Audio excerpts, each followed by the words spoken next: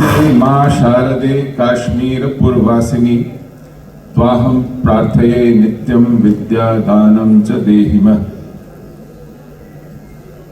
ये शारदा स्तोत्र है जिसमें हम माँ शारदा, माँ सरस्वती वाग्देवी को नमन करते हुए कहते हैं कि नमस्ते माँ शारदे, जो काश्मीर पुरवासिनी है, जिसका घर, जिसका निवास कश्मीर में है, और मैं उसकी नित्य प्रार्थना करता हूं ताकि वो मुझे विद्या का दान दे।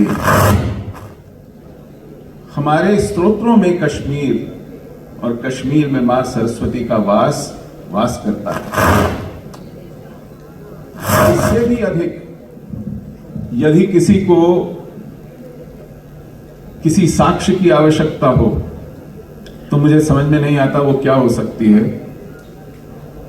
मैंने मां शारदा का नमन किया, मैं आज इस पुण्य भूमि राजस्थान का भी नमन करना चाहता हूं, जिसने शौर्य को, जिसने त्याग को, बलिदान को एक नई परिभाषा दी। ये एकलिंग महाराज की धरती, मेवाड़ के शूरों की धरती है, इसका नमन।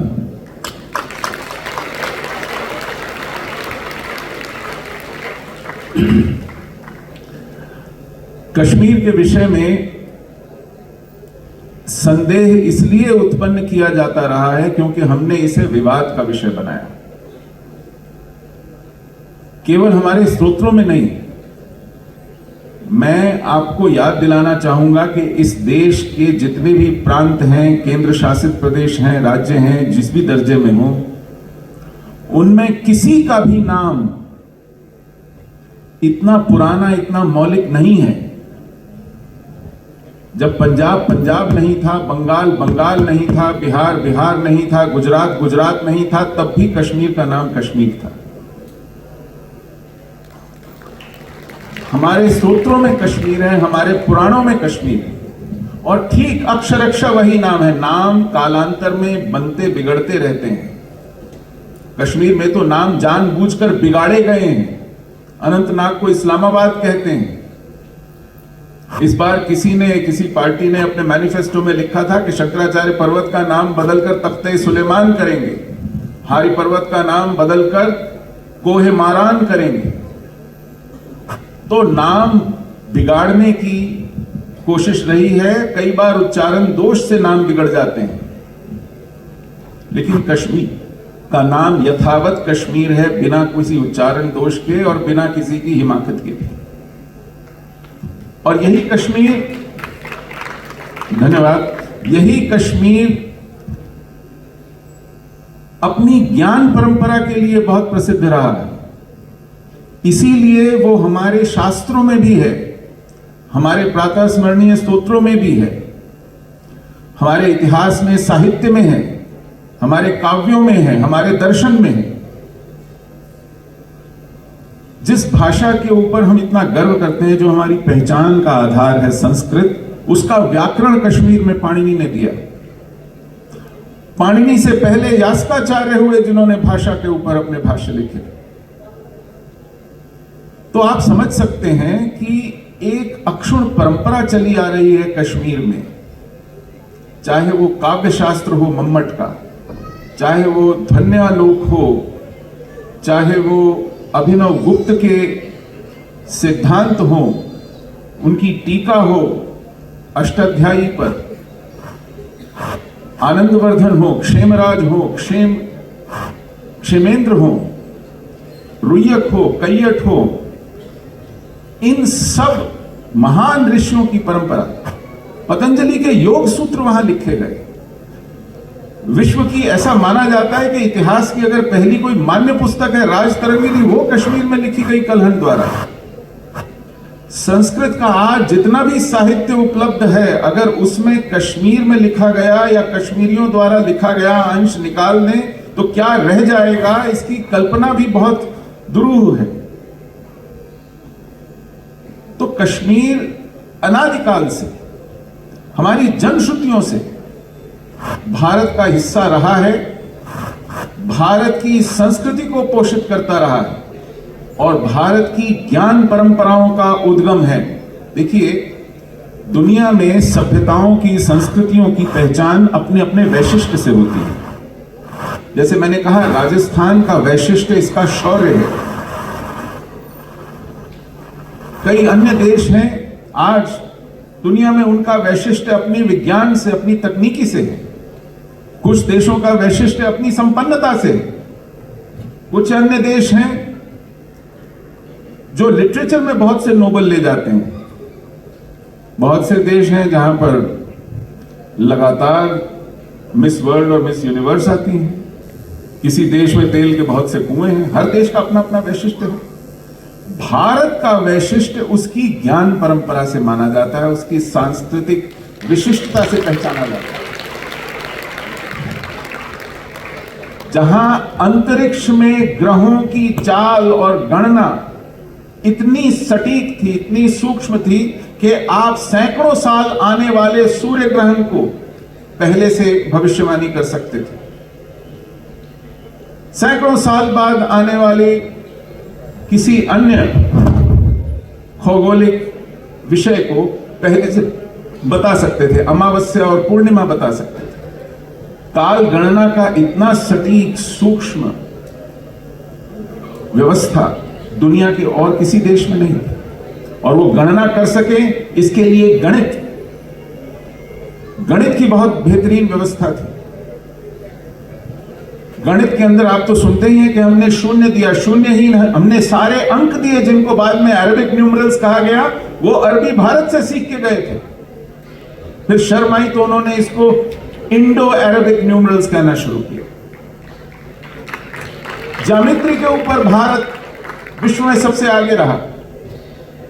काव्य शास्त्र में, दर्शन में, व्याकरण में, साहित्य में, रसायन शास्त्र में, योग में, आप जिस भी दृष्टि से, जैसे आज विषय होते हैं, बहुत प्राचीन समय से विषय चले आ रहे हैं। उन विषयों में जो मान्य शास्त्र है, जो डिफाइनिंग प्रिंसिपल्स हैं, टेक्स्ट हैं, वो भारत में से आए। और भारत में कहां से आए? कश्मीर से आए। तो इस कारण कोई कारण नहीं बनता संदेह होने का कि कश्मीर कहां है और भारत कहां है। भारत के मस्तक पर कश्मीर है। यदि भारत की दाहिनी भुजा राजस्थान है तो भारत का मस्तक कश्मीर। और कश्मीर को लेकर के तो हमारे इतिहास में एक पुस्तक, मैंने राजतरंगिनी के बारे में कहा, इसी तरह एक और पुस्तक है नीलमत पुराण, जो कि कश्मीर का स्थल पुराण है। उसमें चर्चा एक प्रश्नोत्तर से शुरू होती है ऋषि वैशंपायन और राजा जन्मेजय के बीच। आप कहेंगे कि जन्मेजय कौन है? अर्जुन के पुत्र अभिमन्यु, अभिमन्यु के पुत्र परीक्षित और परीक्षित के पुत्र जन्मेजय। वो ऋषि वैशंपायन से पूछते हैं, जो वेद व्यास के शिष्य थे, जिन्होंने महाभारत लिखा, कि महाभारत के युद्ध में कश्मीर से सेना क्यों नहीं आई? ऐसा माना जाता है कि महाभारत के युद्ध में चारों दिशाओं से, हर जगह से सेना आई थी, क्योंकि यह धर्म युद्ध था। तो जब यह प्रश्न आया कश्मीर से सेना क्यों नहीं आई, तो आप सोचिए कि अगर महाभारत काल में कश्मीर से सेना अपेक्षित थी तो कश्मीर कहां रहा होगा। तो उसका जवाब ऋषि वैशंपायन देते हैं कि उस वक्त कश्मीर का राजा अल्पवय था, वयस्क नहीं था, मैच्योर नहीं था। तो उनका प्रश्न था कि अल्पवय क्यों था? तो उसकी एक लंबी कहानी है, मैं उसमें नहीं जाऊंगा, समय ज्यादा नहीं है। तो श्री कृष्ण ने उनकी गर्भवती मां यशोमती का स्वयं जाकर के राज्याभिषेक किया था कश्मीर में। और जब, क्योंकि उस वक्त राज्य के पास उत्तराधिकारी नहीं था, दुनिया की पहली महिला शासक कश्मीर में हुई, और वो भी श्री कृष्ण के राज्याभिषेक से। यह कहता है मेरा नीलमत पुराण।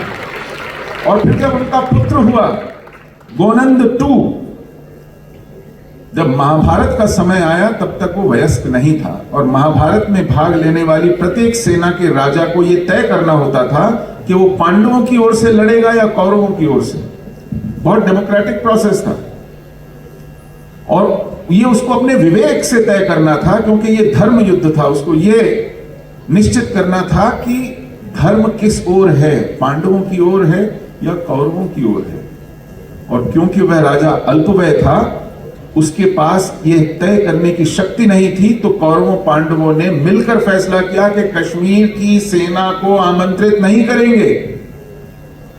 यह बताया ऋषि वैशंपायन ने राजा जन्मेजय को।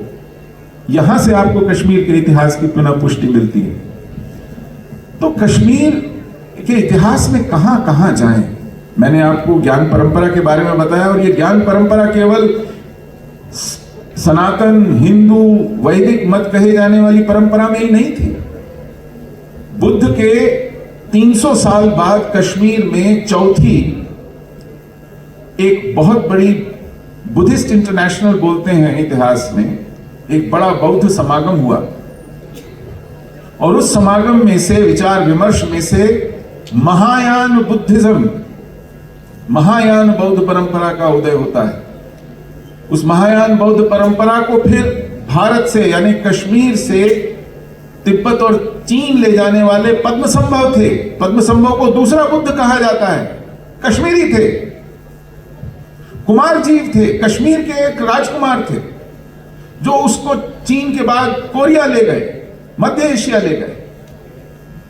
कश्मीर में ही नागार्जुन हुए। तो बहुत सेक्युलर जगह थी। ऐसा नहीं है कि केवल एक मत, एक संप्रदाय। वहां शैव थे, शाक्त थे, वैष्णव थे। सूर्य मत की उपासना, अभी जनरल वांद्रा ने कही, बेहतरीन दुनिया का सूर्य मत का मंदिर कश्मीर में है। तो हर विचार को, दर्शन को, उसका प्रतिपादन करने वाले विद्वान वहां थे, क्योंकि वह मां सरस्वती की धरती थी। वहां इसकी गुंजाइश थी, वहां इस तरह का सौहार्द था, इस तरह की सहिष्णुता थी, इस तरह का मस्तिष्क था जो सोचने समझने के कार्य में लगा हुआ था। और इसी ज्ञान परंपरा के चलते कश्मीर में शायद संकट बोध का अभाव था, शत्रु बोध का अभाव था। जो इन्हीं कार्यों में लगे रहते थे, उन्हें शायद ये मालूम नहीं था कि आसपास दूर दराज कुछ ऐसी मानसिकताएं उभर रही हैं जो अपने सिवा किसी और को जीने का हक नहीं देती हैं। जो उनका मत है, उसके सिवा किसी और मत को पनपने की गुंजाइश नहीं रखती हैं। जिसमें मैं और मेरा ईश्वर और मेरी आस्था ही सब कुछ है। चलिए सब कुछ है तो मान लिया, लेकिन और किसी को रहने का भी हक नहीं है। जब ऐसे विचार से, ऐसे सांप्रदायिकता से, ऐसी कट्टरता से कश्मीर का सामना हुआ, तो कश्मीर उसके लिए तैयार नहीं था। ऐसा नहीं है कि कश्मीर में शौर्य नहीं था। मैं आपको दो उदाहरण दूंगा केवल। एक, महाराजा ललितादित्य मुक्तापीड़ हुए, कारकोटा वंश के राजा थे। 699 ईस्वी में पैदा हुए, 720 ईस्वी में उनका राज्याभिषेक हुआ, मात्र 21 वर्ष की आयु में। और ये वो काल है जब इस्लाम चारों ओर आंधी की तरह फैल रहा था। उसको western historians Alexander of the east कहते हैं, पूर्व का सिकंदर, जिसका राज्य दक्षिण में कावेरी के तट तक था, पूर्व में प्रागज्योतिषपुर गुवाहाटी जिसे आसाम कहते हैं वहां तक था, और उत्तर पश्चिम में कैस्पियन सागर तक पहुंचता था। उस ललितादित्य मुक्तिपीड़ का शासन, उसकी राजधानी कश्मीर थी। कन्नौज का राजा उसको नजराना या जिसे सुवरेनिटी स्वीकार करता था, उसकी प्रभुसत्ता स्वीकार करता था, आसपास के अन्य राजा। इसी तरह एक और राजा हुआ संग्राम राज 11वीं शताब्दी में। आपने महमूद गजनवी का नाम सुना होगा कि वो सर्दियों की छुट्टियां बिताने भारत आता था अपना लश्कर लेकर, और जहां मन करता था लूटपाट करता, तहस नहस करता निकल जाता था।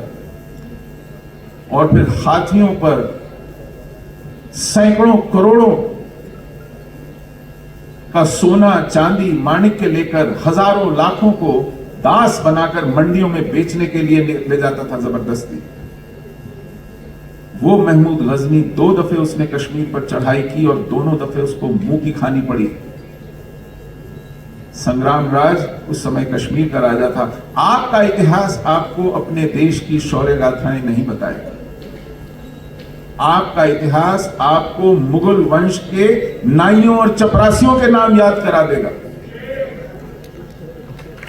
लेकिन आपका इतिहास आपको लसित बरफुकन की बात नहीं बताएगा जिसने मुगलों को असम में पांव नहीं धरने दिया। ये इस देश की त्रासदी है और यही त्रासदी कश्मीर की भी है। बिल्कुल। हम अपने कश्मीर के इतिहास से, कश्मीर के योगदान से, कश्मीर के शौर्य से और कश्मीर के दर्शन से परिचित नहीं है। मैं सर वापस एक बार आपकी तरफ